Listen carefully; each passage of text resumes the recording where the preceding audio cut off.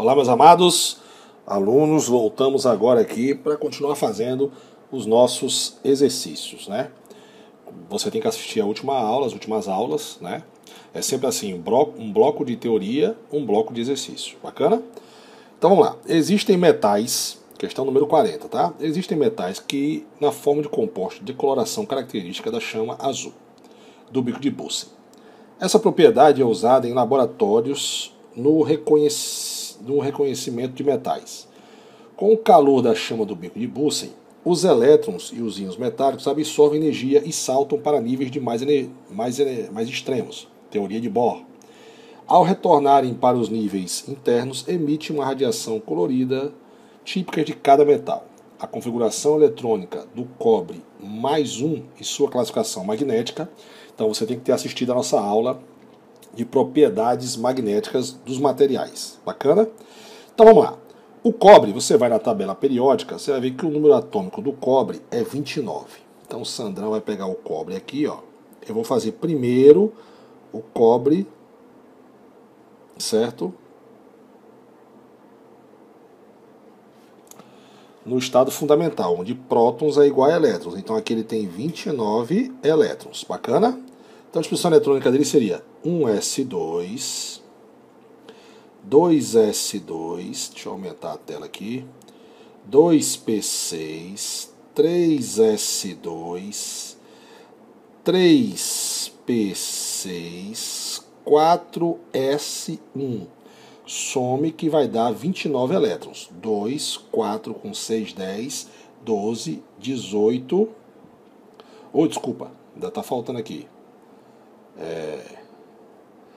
2 elétrons, né? E depois o 3d9. Deixa eu apagar aqui que ficou feio. 2, 3d9.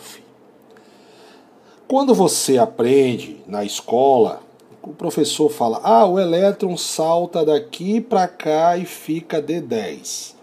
Na verdade, não é que ele salte. Assista a minha aula de casos especiais, ou seja, 20 elementos químicos que não obedecem à regra de distribuição de Pauli. Bacana? Mas eu vou dar uma explicação aqui que eu dou lá no vídeo bem rapidão. O que acontece? A partir do número atômico 29, nos metais de transição 29 e 30, eles descobriram e sabem que o subnível 4s é mais energético que o 3d. Certo? Então, na verdade, a distribuição eletrônica aqui ficaria o seguinte: se o diagrama de Pauli, a sequência dele é de energia do menor para o maior energia, você está colocando os subníveis em ordem de energia. Quando chegasse aqui, você ia ter que inverter. Então, como eles sabem que a partir os elementos químicos que tem número atômico 29, volta a repetir, e 30, o subnível 4s tem uma energia maior que o 3d. Olha que questão bacana, velho. E aí você vai inverter. Então, na verdade, ia vir primeiro o 3d e depois o 4s. Só que poucos professores vão falar desse jeito para você, certo? Porque isso é um aprofundamento de alto nível. E você está aprendendo aqui agora. Sandrão, então quer dizer que quando eu chegar aqui no subnível, os caras que tem número atômico 29 e 30, eu só inverter? É só inverter. Vem primeiro o 3d, depois o 4s. E aí você está vendo que a soma dos elétrons dá 11 que faltam. Não dá 11? Pronto, dá 11, não dá? Então, você bota os 10 aqui e 1 aqui. Bacana? Essa é a distribuição eletrônica correta para o cobre no estado fundamental. Só que o cobre perdeu um elétron, certo? O Q mais 1 perdeu um elétron. E aí como é que você faz? Você vai tirar um elétron da última camada. E qual é a última camada? Você já viu as minhas aulas aí. A última camada é aquela que tem o maior número na frente das letrinhas. Então é o 4. Então o 4s1 vai desaparecer. Então vai ficar como? Aí você já vai ter assistido a aula de cerne do gás nobre. Você vai ver que daqui até aqui essa configuração eletrônica é igualzinha à do argônio. Então eu posso botar assim, ó, argônio. Isso quer dizer que até aqui eu tenho 18 elétrons, né? Aí eu vou botar o 3D10 e só, porque ele não perdeu um elétron. Se ele perder um elétron, então ele não tem esse último subnível aqui. Bacana? Porque você perde elétrons na última camada. Pronto, então a gente já sabe que a distribuição eletrônica dele é argônio, ou seja, que é a mesma coisa que eu tivesse escrito um S2, 2S2, 2P6, 3S2, 3P6. É a mesma coisa. Moral da história, sobrou quem? Sobrou só a letra C. Agora, Sandrão, por que ele é diamagnético? Porque você vai lembrar, os paramagnéticos são aqueles caras que são pelo menos atraídos pelo campo, né, magnético, e eles têm pelo menos um subnível desemparelhado. E os diamagnéticos não são atraídos por um campo magnético, eles têm todos os orbitais completos.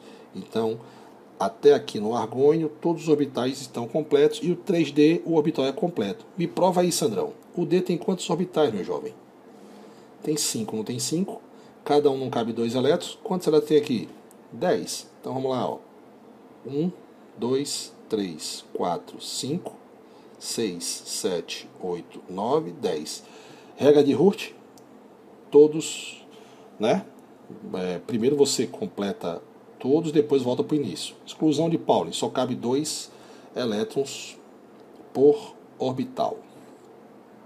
Bacana? Então, correto é a letra C. Questão de alto nível, e você agora já sabe por que você vai inverter o 3D pelo 4S. Bacana? Próxima questão, questão de número 41 para a gente aí agora. Ok? Então vamos lá. Assinale a alternativa que contém informações incorretas em relação aos orbitais. Então vamos lá, letra A. Ao número quântico principal, que é o número quântico de camadas, são associados números inteiros maiores que zero. Correto. Por quê, Sandrão? Porque os números, quais são os N? 1, 2, 3, 4, 5, 6, 7. São 7 camadas, né? Então são números inteiros maiores que zero. O orbital P tem simetria esférica? Não, ele é duplo ovoide, né? O P, ele é duplo ovoide nos 3 sentidos. A gente já viu isso aí, já, né? Na nossa aula de forma de orbitais. Entra lá e você vai ver. Bacana? Eixo de X, Y e Z. Os números quânticos magnéticos M podem assumir valores de -1 a 1. Os números quânticos magnéticos podem assumir valores inteiros, ou seja, de -L a mais L. Correto. Os números quânticos, se for, você vai lembrar, se for S, ele é 0. Se for P, ele vai de ele é -1, 0, mais 1. Se for D, lembra? Mais 2, desculpa.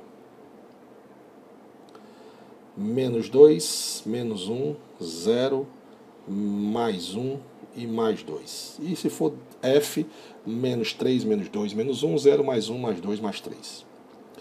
Os orbitais S são aqueles em que o número quântico secundário L é igual a 0. Correto. O S tem número quântico secundário 0, o P 1, o D 2 e o F 3. Número quântico secundário, que é representado pela letra L. Em um átomo pode existir 2 elétrons com 4 números quânticos iguais. Aliás, não podem. Não existe elétrons com os 4 números quânticos iguais. Quais são os números quânticos? Você vai lembrar. Número quântico principal, secundário, magnético e spin. Um desses tem que ser diferente. Não existe elétrons com os 2 elétrons com os 4 números quânticos iguais. Bacana? Beleza? Então vamos para o próximo vídeo fazer as outras questões.